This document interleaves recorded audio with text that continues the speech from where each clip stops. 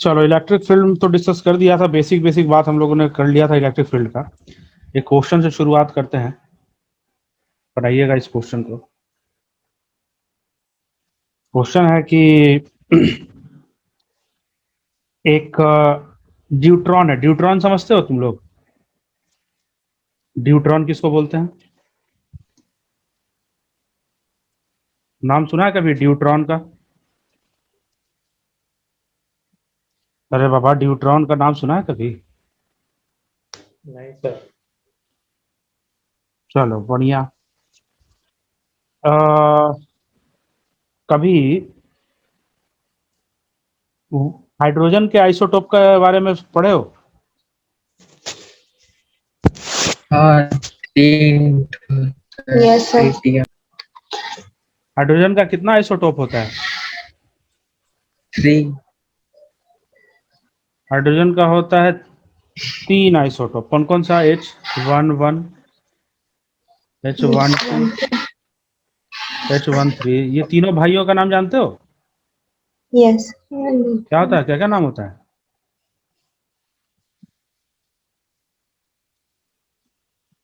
Protium, protium, deuterium, tritium. हाँ।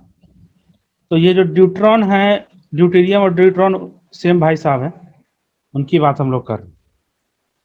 तो बोला, अच्छा इस पे कितना चार्ज होता है पता है कितना? अगर ये सिर्फ सिर्फ इस तरीके से दिखा रहे हैं तो पता है ना, ये न्यूक्लियस है। हाइड्रोजन न्यूक्लियस को ऐसे दिखाते हैं, पढ़े हो कभी? हिस्ट्री में पढ़े होगे ना? है जी, पढ़े हो हिस्ट्री में?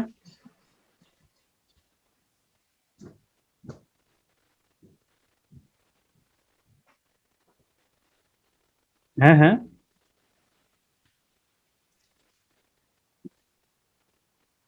हाँ। तो केमिस्ट्री में पढ़े होंगे। अरे तो बात तो हिस्ट्री की ही हो गई ना, मतलब पुरानी बात हो गई तो हिस्ट्री की बात हो गई, समझा करो। तो ड्यूट्रॉन जो होता है ना, उसके पास एटॉमिक नंबर तो 1 है, बट मास नंबर है 2। मतलब इस पे चार्ज कितना होई, कितना चार्ज होएगा? कितना चार्ज होएगा? ये जो न्यूक्लियस है, ड्यूट्रॉन का न्यूक्लियस, इस पे कितना चार्ज होएगा? बताएगा बताएगा कोई?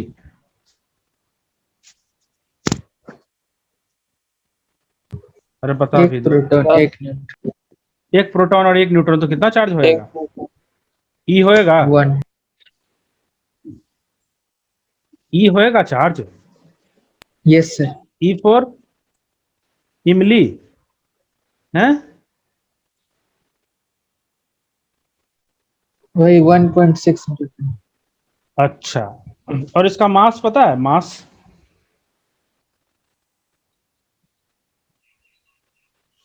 तो मास प्रोटॉन भी तो होगा ना। सर, इसका मतलब ये है कि एक प्रोटॉन और एक न्यूट्रॉन है सर।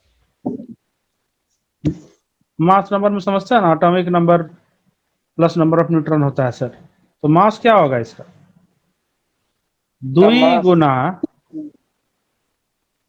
1.67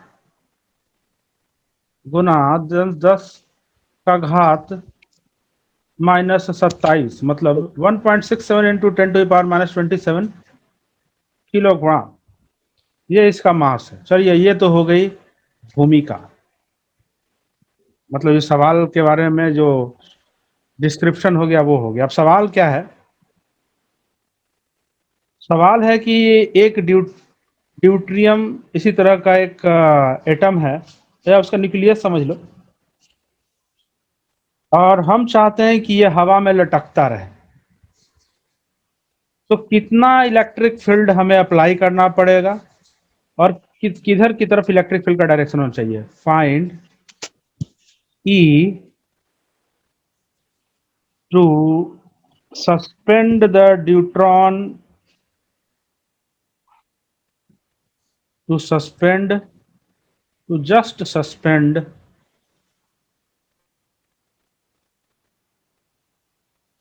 the neutron nucleus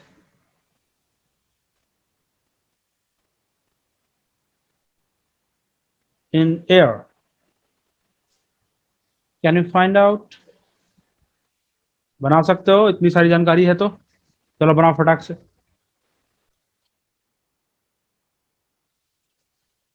अच्छा, सबसे पहले तो ये बताओ कि ये न्यूट्रॉन को अगर ऐसे ही छोड़ देंगे तो वो नीचे गिरेगा कि नहीं गिरेगा?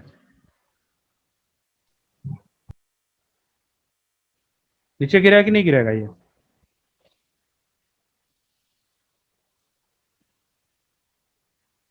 नहीं पता। अच्छा ठीक, ये न्यूट्रॉन है, ये सिंपली इसको अगर छोड़ देंगे हवा में, इसका कुछ मास है तो कुछ वेट भी होगा, और वेट लगेगा नीचे की तरफ, मतलब नीचे की तरफ इसे खींच रही होगी अर्थ, वेट फोर्स लगा करके, यानी कि ये नीचे गिरना चाहिए। लेकिन इस पर तो है पॉजिटिव चार्ज। कौन सा चार्ज? Positive charge. अगर मैं कुछ ऐसी व्यवस्था कर दूं कि जितना नीचे की तरफ फोर्स लग रहा है उतना ही ऊपर की तरफ फोर्स लगने लगे, तो हो सकता है कि इसे हवा में सस्पेंड किया जा सकता हो। ऊपर की तरफ फोर्स कब लगेगा? मैं बताया था कि ये जब कोई पॉजिटिव चार्ज है और यहां पर मान लो इलेक्ट्रिक फील्ड है, और इलेक्ट्रिक फील्ड का डायरेक्शन अगर इधर की तरफ, तो इस पॉजिटिव पार्ट चार्ज पर जो फोर्स लगेगा वो इधर की तरफ लगेगा। और अगर निगेटिव चार्ज है, ये इलेक्ट्रिक फोर्स पॉजिटिव चार्ज पर लगेगा इधर की तरफ, और अगर निगेटिव चार्ज है तो इस निगेटिव चार्ज पर इलेक्ट्रिक फोर्स इधर की तरफ लगेगा। बताया था मैं, पॉजिटिव चार्ज पर इलेक्ट्रिक फील्ड का डायरेक्शन में फोर्स लग रहा होता है, निगेटिव चार्ज पर इलेक्ट्रिक फील्ड के अपोजिट डायरेक्शन में फोर्स लग रहा होता है। तो उस हिसाब से अगर इस पॉजिटिव चार्ज पर को हम चाहते हैं कि ये पॉजिटिव चार्ज पर ऊपर की तरफ भी फोर्स लगे, मतलब हमें इलेक्ट्रिक फील्ड किधर की तरफ अप्लाई करना पड़ेगा? ऊपर की तरफ।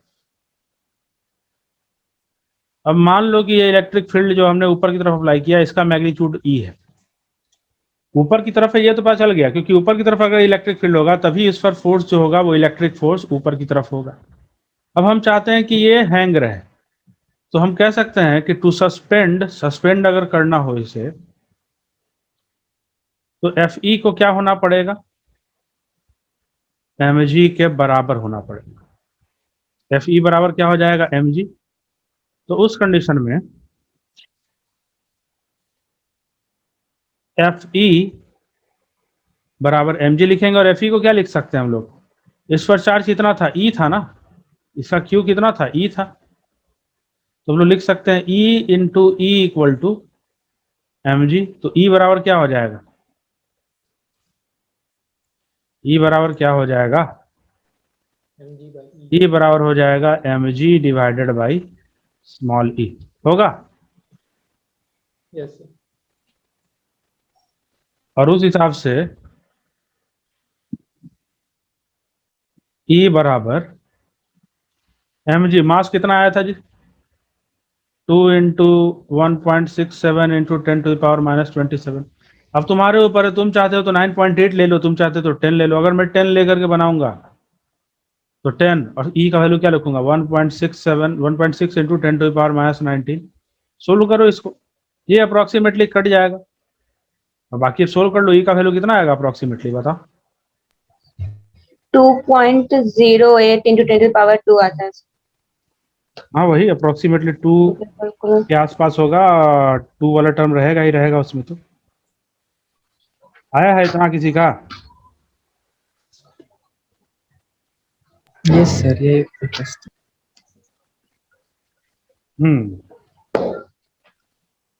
अगर 9.8 लोगे तो उसी के आसपास है, मतलब जो भी है आप ले सकते हैं उसके अनुसार, जो भी आएगा आपके पास। 9.8 लोगे तो फिर 1.96 ऐसे ही समथिंग आएगा, और 10 लोगे तो फिर उसी अनुसार आएगा आपके पास 2 के आसपास। पता चला कैसे बनाना है इस सवाल को? कोई दिक्कत इसमें? देख लो, एक फ्रेम में कर दिया, अच्छे से देख लो। इस तरह का सवाल पूछा जा सकता है, बोर्ड पॉइंट ऑफ व्यू से भी इंपॉर्टेंट है। हुआ या नहीं ये बताओ।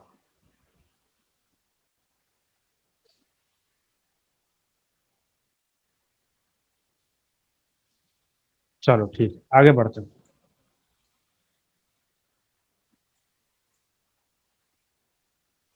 ये क्वेश्चन, एक ट्रायंगल ले लो इक्विलैटरल,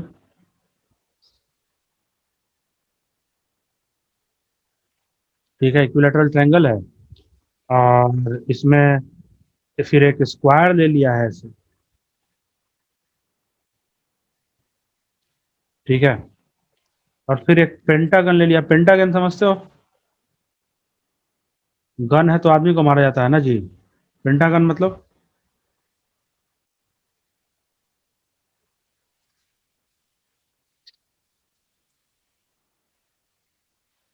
पेंटागन है। क्या होगा, यहाँ पर क्यू चार्ज है, यहाँ पर भी क्यू चार्ज है, यहाँ पर भी क्यू चार्ज है, यहाँ भी क्यू चार्ज, यहाँ भी क्यू चार्ज, यहाँ भी क्यू चार्ज, यहाँ भी क्यू चार्ज, यहाँ भी क्यू, यहाँ भी क्यू, क्यू, क्यू, क्यू। इन सब की वजह से, मतलब इन सब फिगर में आपको जस्ट सेंटर पर निकालना है कितना होगा फोर्स, या कितना इलेक्ट्रिक फील्ड होगा ये बताना है। ये इसका सेंट्रॉइड है सर्किल का, चूंकि इक्विलैटरल ट्रायंगल है तो समझ लो कि ये जितना है ये भी जितना है उतना ही ये भी है, ये भी साइड सब बराबर ही है, इसमें भी सारे के सारे साइड्स बराबर है। आपको सभी के सेंटर पर इलेक्ट्रिक फील्ड का वैल्यू बताना है, इसके सेंटर पर भी इलेक्ट्रिक फील्ड का वैल्यू बताना है। बता सकते हो कितना होगा? अलग अलग निकाल के साइड का लेंथ दे देते हैं, ये भी ए है, ये भी ए है, ये भी ए है, ए ए ए ए है, इसमें भी सभी साइड्स का लेंथ ए है। बता सकता है कोई सेंटर पे इलेक्ट्रिक फील्ड का वैल्यू? ट्राई करो। सभी के सभी केसेस में जीरो ही होगा, आप चेक करके देख सकते हैं। इस केस में भी इलेक्ट्रिक फील्ड निकालेंगे तो जीरो ही आएगा, सभी के सभी केसेस में जीरो होगा। जैसे फॉर एग्जांपल इस केस में देखो, इस केस में इसकी वजह से इलेक्ट्रिक फील्ड का डायरेक्शन मैं निकाल रहा हूं, यहाँ पर यही ना सेंट्रॉइड वाला लाइन है, तो इसको यहाँ से ऐसे मैं ड्रॉ किया, इसको इस तरीके से, यहाँ से ये, और यहाँ से ये। खुद से सोचो कि ये डिस्टेंस तुम्हारा है जितना, मान लो कितना डिस्टेंस है, ये तुम्हारा ओवरऑल जो कुछ डिस्टेंस है, हमें तो इस डिस्टेंस से मतलब है ना,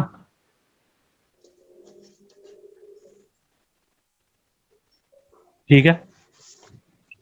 चलो एक एग्जांपल से देखे दिखाते हैं तुम लोग को कि इस पॉइंट पर जो इलेक्ट्रिक फील्ड का डायरेक्शन होगा, एक इधर की तरफ होगा, एक इधर की तरफ होगा।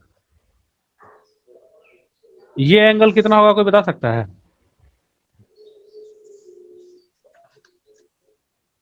कोई बता सकता है कि ये एंगल कितना होगा? 160। 160? नहीं नहीं, क्या कहा ना? 120। 120 है। कितना होना चाहिए? 120? अच्छा, परेशानी हो रही है? अरे भाई खुद से सोचो। चलो यहाँ पर थोड़ा सा समझने के लिए यहाँ पर एक लाइन ड्रॉ करता हूँ, हॉरिजॉन्टल लाइन। ये कितना है? 30 है कि नहीं? 30, ये 30 Yes, होगा ना, तो ये भी 30 होगा, होगा या नहीं? और ये 30 होगा तो ये कितना होगा? 30। फिर ये 30 है तो ये कितना होगा?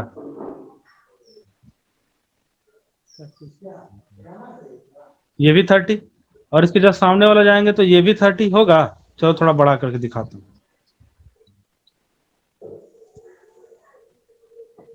देखना आप, फिर से दिखा रहा हूँ।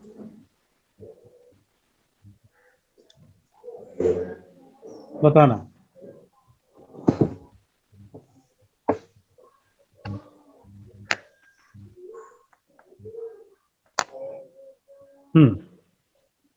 ये कितना है 30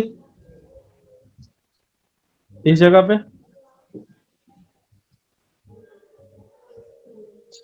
है ना? तो ये भी कितना होगा 30, ये 30 तो ये भी 30 डिग्री, ये कितना है 30 डिग्री, तो ये भी 30, तो इसके जस्ट सामने वाला ये भी 30 डिग्री। पूरा कितना होगा जी? पूरा 180, 180 में से 60 घटाओगे पूरा कितना हो जाएगा? ये 120 डिग्री होगा। अरे होगा या नहीं होगा भाई? ले समझ में नहीं आ रहा है। अच्छा ठीक, ये डायरेक्शन इन दोनों के रिजल्टेंट क्या होगा? सबसे पहले तो ये बताओ कि क्या ये डिस्टेंस यहां से यहां तक का और यहां से यहां तक का दोनों डिस्टेंस क्या सेम होगा? क्या दोनों डिस्टेंस सेम होगा? ये बताओ।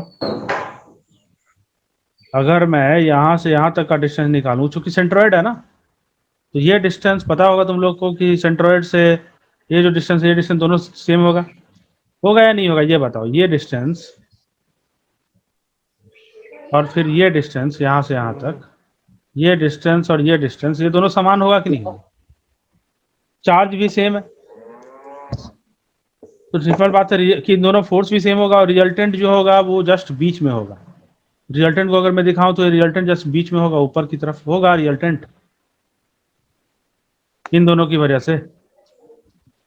फिर इसकी वजह से निकालोगे तो उसकी वजह से जो इलेक्ट्रिक फील्ड का डायरेक्शन होगा वो नीचे की तरफ होगा इसकी वजह से, और दोनों बराबर हो जाएंगे और कट जाएगा। आप बोलोगे सर ऐसा कैसे बोल रहे हैं सर, कैसे दोनों बराबर हो सकता है? मैं बताता हूं। देखो, अगर ये ई आ रहा है और अगर ये ई आ रहा है, तो दोनों का रिजल्टेंट कैसे निकालोगे? E square plus 2 E square cos 120 degree से निकालोगे रिजल्टेंट। और तुम लोगों को पता होगा कि इसको सोल्व करने पर तुम लोग सोल्व करके देख भी सकते हो, ई ही आएगा। मतलब इसका और इसका रिजल्टेंट जो होगा बीच में होगा और वो ई ही आएगा इन दोनों का, करके देख सकते हो। अब फिर से सोचो, यहां से यहां का डिस्टेंस,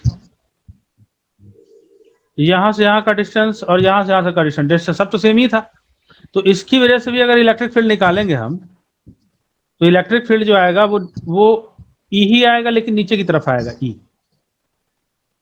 तो इन दोनों की वजह से ऊपर की तरफ ई और इसकी वजह से नीचे की तरफ ई, दोनों का दोनों बराबर, दूसरे को कैंसिल आउट करके वहां पर इलेक्ट्रिक फील्ड 0 बना देगा। समझ में आई बात?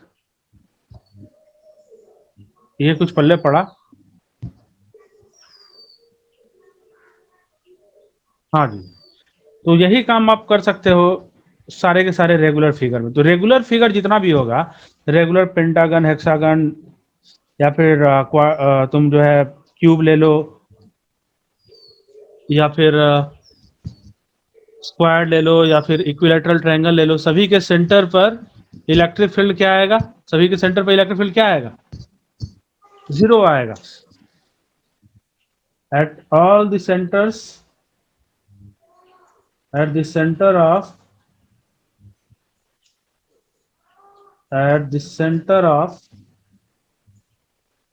all regular structures or regular geometric structure या geometrical structures, electric field equal to 0 होगा। लेकिन शर्त क्या है? शर्त है कि जितना चार्ज होना चाहिए वर्टेक्स पर वो सब का सब सेम होना चाहिए। देख रहे हो, सब में सेम रखा हूं। ये क्लियर है? कोई दिक्कत इसमें तो बोलो। ये क्लियर है? चलो देख लो अच्छे से, नेक्स्ट सवाल करेंगे उसके बाद। चेक भी कर सकते हैं आप, अपने चाहें तो अपने से चेक कर सकते हैं, कोई बहुत बड़ी बात नहीं।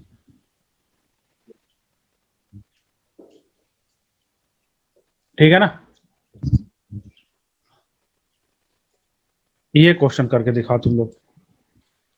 कई बार पूछा गया ये क्वेश्चन, तो आई थिंक तुम लोग से भी तो होना चाहिए ये क्वेश्चन, उम्मीद कर रहा हूं। क्वेश्चन कुछ ऐसा है, कि ये है क्वेश्चन, एक प्लेट है, समझे ना, और इस पर प्लस चार्ज है। प्लस चार्ज की वजह से इलेक्ट्रिक फील्ड किधर की तरफ,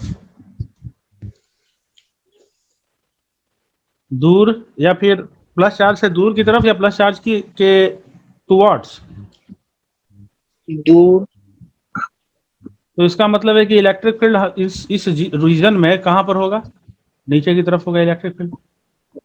नीचे। अब क्या है ना कि ये गैप जो दिया हुआ है ना, ये दिया हुआ है डी, ये दोनों के बीच का जो गैप दिया हुआ है डी दिया हुआ है। बोला कि यहां से एक प्लस ई चार्ज को यहां से छोड़ा गया, एकदम बीच से, या फिर बीच से नहीं, चलो यहां से छोड़ा गया इसको, एकदम इस प्लेट के यहां से छोड़ा गया है इसको, ठीक है। ई इसका चार्ज है और m इसका मास, यहां से छोड़ा गया इसको u वेलोसिटी दे करके। ना क्वेश्चन क्या है, number 1, find the horizontal distance travelled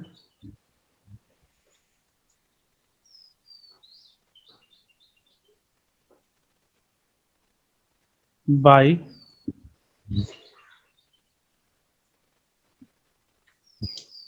charge particle. Find the horizontal distance traveled by charge particle before it hits. अरे सबसे पहले बताओ तो ये किधर की तरफ जाएगा, क्या क्या नीचे जाएगा ये, या ये नीचे जाएगा। यहाँ पर पहले ही बोल देता हूँ कि G इक्वल टू 0 है, कोई ग्रेविटी नहीं है यहाँ पर। पहले बताओ तो ये पॉजिटिव चार्ज क्या नीचे जा सकता है, कभी भी संभावना है इसके नीचे जाने की। नो। सही बात है, पॉजिटिव चार्ज तो नेगेटिव चार्ज की तरफ जाएगा नहीं, ऐसा तो होता नहीं है ना जी, यही तो पढ़ा गया है ना, यही तो हम लोग जानते हैं। नहीं तो जाएगा। अरे अरे क्या बात बोलते हैं, पॉजिटिव चार्ज नेगेटिव चार्ज की तरफ थोड़ी जाता है, पॉजिटिव चार्ज तो पॉजिटिव चार्ज की तरफ अट्रैक्ट होता है ना। जाएगा सर नीचे। हाँ, तो निकालना distance travelled by charge particles before it hits any surface. अब तो जान ही गए हो कि नीचे वाले सरफेस को हिट करेगा, तो before it hits the negatively charge surface.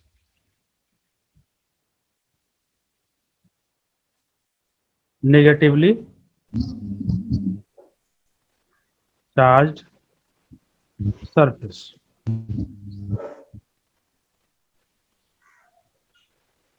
ये पहला सवाल है। दूसरा सवाल है, find velocity at that point. जब ये हिट कर रहा होगा उस समय उसकी वेलोसिटी निकालनी है। ये दो सवाल है, चलो बनाओ तो जरा फटाक से। सवाल बहुत अच्छा है, ट्राई करो।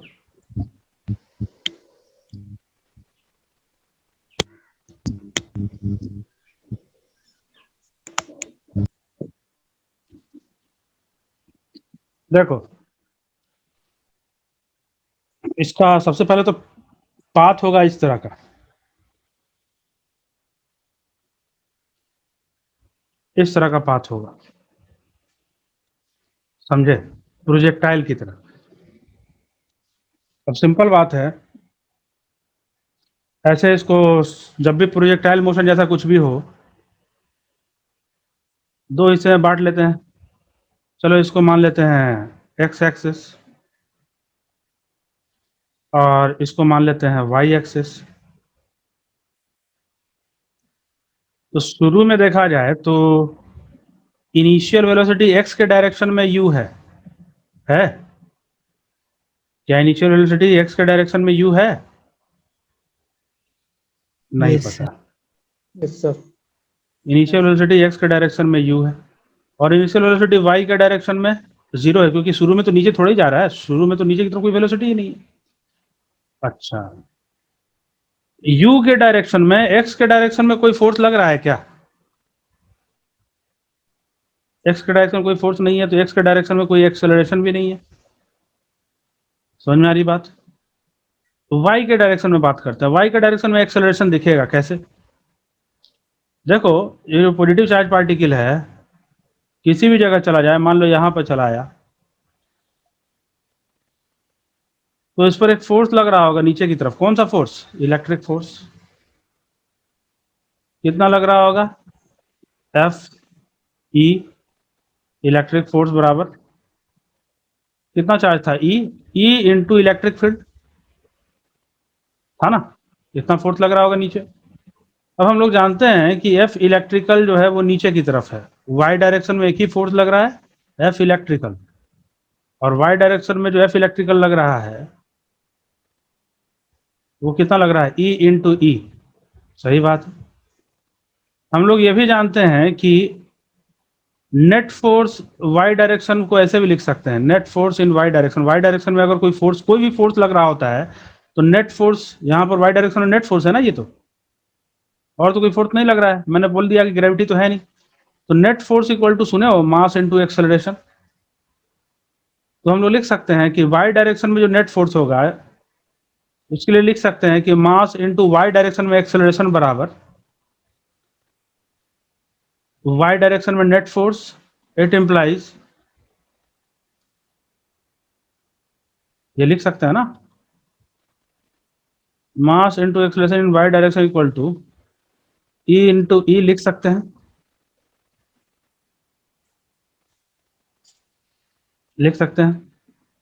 यहां से वाई डायरेक्शन नेट फोर्स क्या आ जाएगा? ई डिवाइड बाई एम आ जाएगा।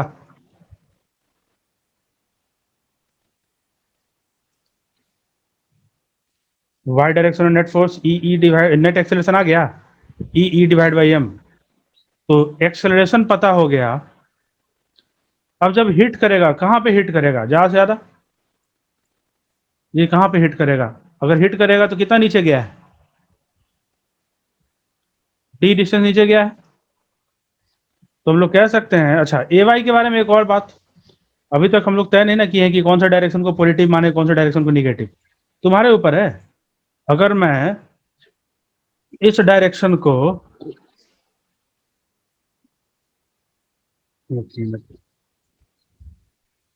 हाँ जी,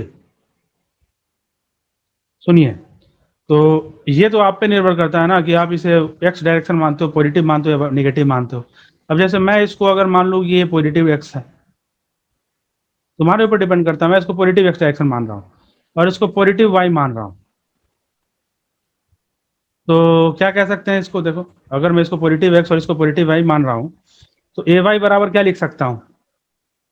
ए वाई बराबर क्या मैं लिख सकता हूँ? ये पॉजिटिव हो जाएगा। ए वाई को डेफिनेटली मैं E divide by M positive Y लिख सकता हूँ। और जो डिस्प्लेसमेंट हुआ है वाई के डायरेक्शन में, वाई के डायरेक्शन में कितना नीचे गया है ऑब्जेक्ट? डी गया है, तो इसको प्लस डी लिख सकता हूँ या डायरेक्टली डी लिख सकता हूँ। ये तो मिल गया ना। अब बताओ कि कितना समय लगेगा इसको हिट करने में? क्या है, निकाल सकते हो? यहां से यहां पर पहुंचने में इसको कितना टाइम लगा होगा, ये निकाल सकते हैं? कौन सा फॉर्मूला लगेगा? क्या हम फॉर्मूला लगा सकते हैं? S equal to U T plus half A T square. Yes S कितना है आपका? डी, क्योंकि नीचे के डायरेक्शन को पॉजिटिव माना हो तो प्लस डी लिखूंगा। इनिशियल वेलोसिटी कितनी है? 0 into T sir. Plus half into ए टी स्क्वायर, लेकिन ए का वैल्यू तो पता है हमें, तो हम लोग लिख सकते हैं हाफ इंटू ए। ए कितना आया है? E divide by M into T square, तो निकल गया। कितना टाइम लगेगा? यहां से निकाल सकते हैं। इसको क्या बोलते हैं? Time of flight. सुना है कभी आप लोगों ने? Yes sir. Total time of motion कितना आ गया? क्या हम लोग लिख सकते हैं इक्वल टू, जो टी है और टी बराबर यहां पर कितना लिख सकते हैं? 2 D M divided by E का अंडर रूट लिखा जा सकता है? Time of flight